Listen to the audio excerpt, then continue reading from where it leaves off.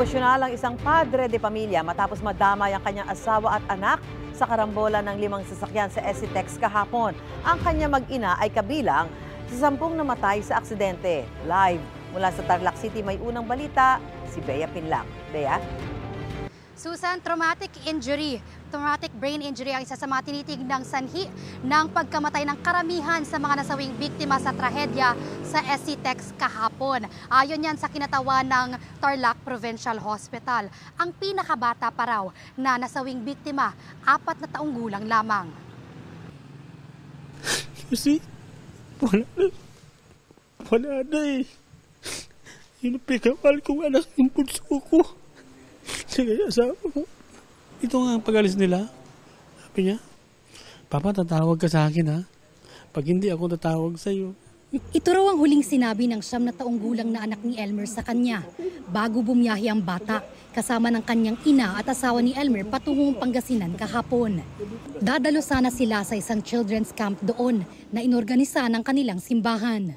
Yun ang naging na-miss ko sa kanya. Sasabihin, love na love kita, Papa. Kahit anong mangyari, hindi kita iiwan. Hanggat sa magtanda ka, alagaan kita.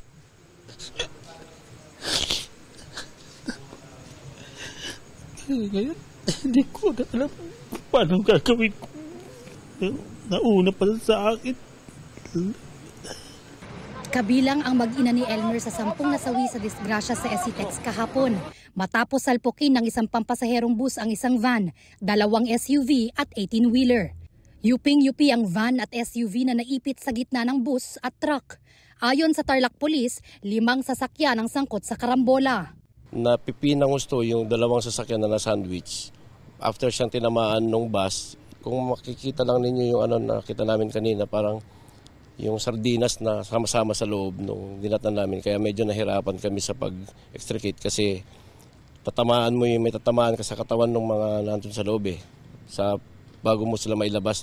Isa lang ang nakaligtas sa van na may sakay na 9 na tao. Ang pinakabatang nasawing pasahero nito, 4 na taong gulang ayon sa mga otoridad. Patay naman ang mag-asawang sakay ng isang SUV habang nakaligtas ang kanilang 2 taong gulang na anak. Hindi ko rin po akalain kanina na may bata pala doon kasi hindi umiiyak yung bata. Wala kami na rin na kumusyon. Nung yung kotse na yung aming bubuksan, naano rin ako kasi nakita nandun yung 2-year-old boy. Naka-car seat nga. At minor lang yung natamo niya. Minor injuries lang. Inilipat na sa ospital sa Bulacan ang bata. Iniuwi na rin doon ang mga labi ng kanyang magulang. Magbabakasyon lang po yung family sa Baguio eh. So, kalungkot lang dahil kanina umiiyak, mami, 2 years old lang po kasi yon, so walang kaalam-alam ng bata. Humigit kumulang 30 ang sugatan sa disgrasya. Ang ilan sa kanila patuloy na nagpapagaling sa Tarlac Provincial Hospital.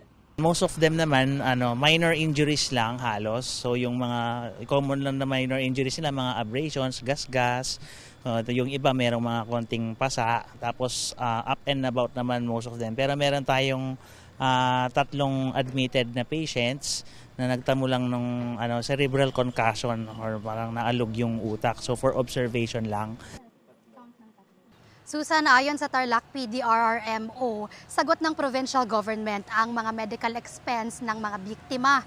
At tumutulong naman daw sila sa pagproseso ng mga labi ng mga nasawi sa disgrasya. Tinaunang balita mula dito sa Tarlac, Bea Pinlac para sa GMA Integrated News. Bea, makakatanggap daw ng tulong pinansyal ang mga naulila ng mga biktima. Magkano daw yung matatanggap na tulong na ito, tulong pinansyal?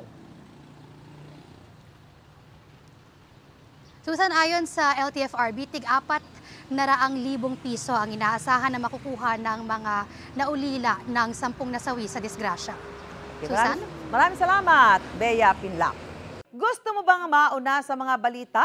Mag-subscribe na sa GMA Integrated News sa YouTube at tumutok sa unang balita.